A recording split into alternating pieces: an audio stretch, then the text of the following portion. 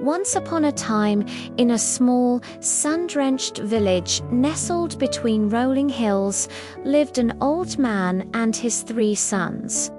He was a kind and wise father, and his love for his boys was as deep as the ancient river that flowed nearby.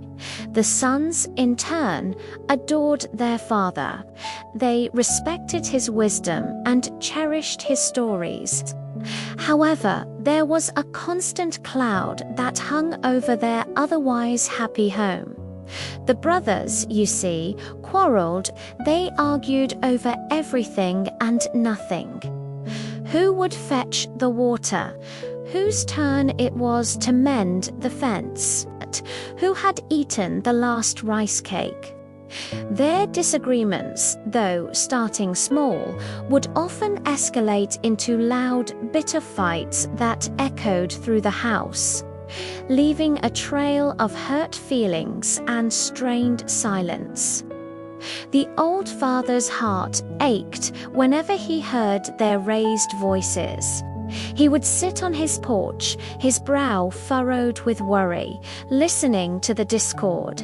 He tried everything he could think of to unite them. He shared tales of legendary brothers who conquered kingdoms together. He reminded them of their shared childhood, of the games they played and the secrets they kept. He would say, "My sons, you are branches of the same tree. If the branches fight, the tree cannot stand tall." But his words, like seeds thrown on stony ground, failed to take root. The arguments continued, a persistent thorn in the family's side. The old man grew weary, his shoulders stooping not just from age, but from the weight of his son's disunity. He knew that time was a fleeting thing, and he feared what would become of them when he was no longer there to mediate their disputes. He realized that words alone were not enough. He needed to show them, not just tell them, a lesson they would never forget. So, one evening, as the sun began to set, casting long shadows across the yard, the father hatched a plan. It was a simple plan, born from a lifetime of observation and a deep understanding of human nature.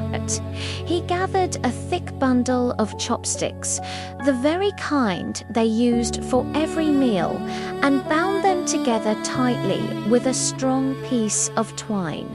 He tied the knot firmly, ensuring the bundle was compact and unyielding.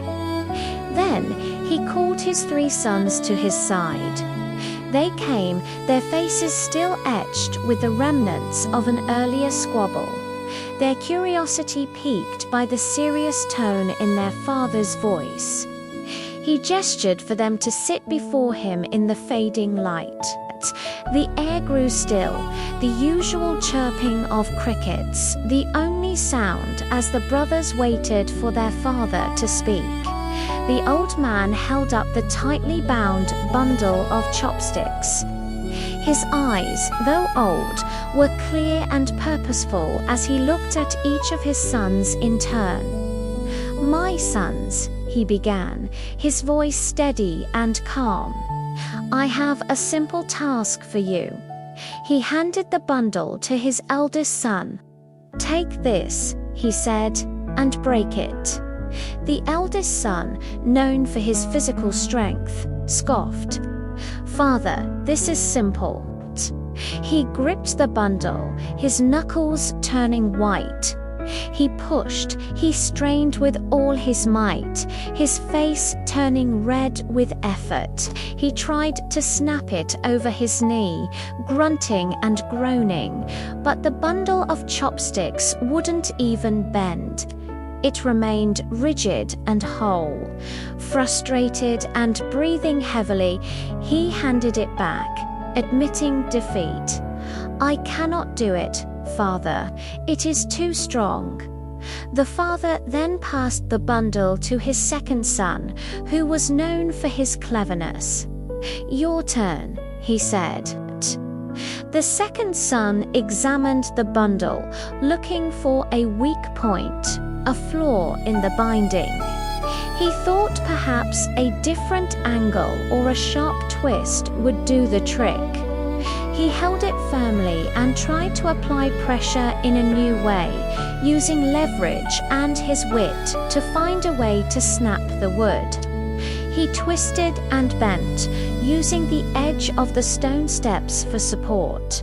The twine creaked, but the chopsticks held firm, united in their strength.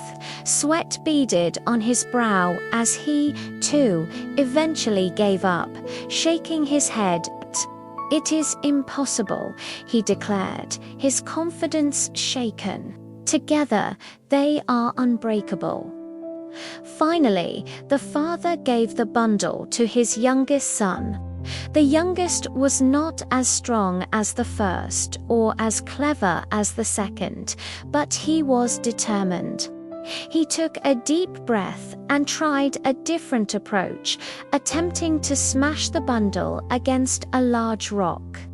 The impact sent a jarring shock up his arms, but the chopsticks remained intact, clattering but unbroken. He tried one last time with a final, desperate burst of energy, but it was no use. The bundle was simply too formidable. Exhausted and humbled, he returned the bundle to his father. "Father," he said, "none of us can break it. It is too powerful when bound together." The three brothers looked at each other, a silent acknowledgement of their shared failure passing between them. The old father nodded slowly, a faint smile playing on his lips. He took the bundle from his youngest son's hands. Then, with his old steady fingers, he calmly untied the twine. The bundle fell apart, the individual chopsticks scattering loosely in his lap. He picked up a single, slender chopstick and handed it to his eldest son. "Now," he said gently, "try again." The eldest son took the single chopstick without any effort at all. He snapped it in two. Asterisk, crack, asterisk. The sound was sharp and clear in the quiet evening. The father handed another chopstick to the second son. Asterisk, crack, asterisk. It broke just as easily. He gave the last one to his youngest. Asterisk, crack, asterisk. The third chopstick was broken in half with no more than a simple flick of the wrist. The sons stared at the broken pieces in their hands, then at their father, a dawning understanding in their eyes. The father looked at the splintered wood and then into the faces of his sons. The lesson had finally been delivered. "Do you see?" he asked, his voice filled with a profound and gentle authority. "When the chopsticks are bundled together, they are strong, unbreakable. Even the strongest among you could not defeat them. But when they are separated, they are weak. A single chopstick is fragile and can be snapped with the slightest pressure."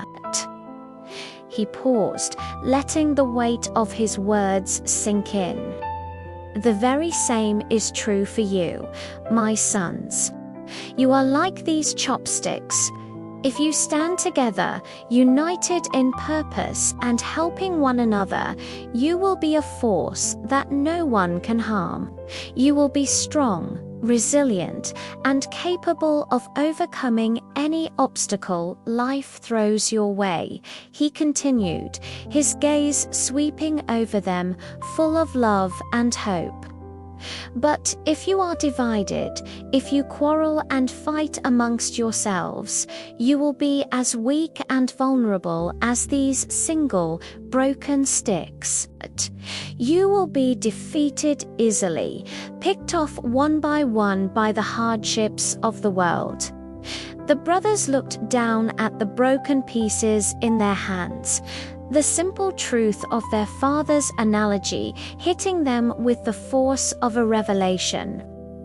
All the petty arguments and rivalries suddenly seemed so foolish, so pointless.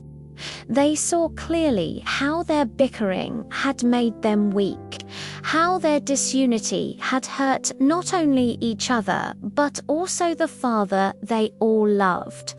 A wave of shame, followed by a deeper sense of understanding, washed over them. In that quiet moment, as the first stars began to appear in the twilight sky, something shifted. The three sons looked at each other, not with anger or resentment, but with a newfound respect and a shared sense of purpose. They finally understood the wisdom their father had been trying to impart for so long.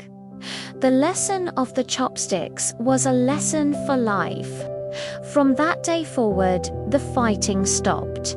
The brothers began to work together, to listen to each other, and to support one another in everything they did. If a fence needed mending, they mended it together.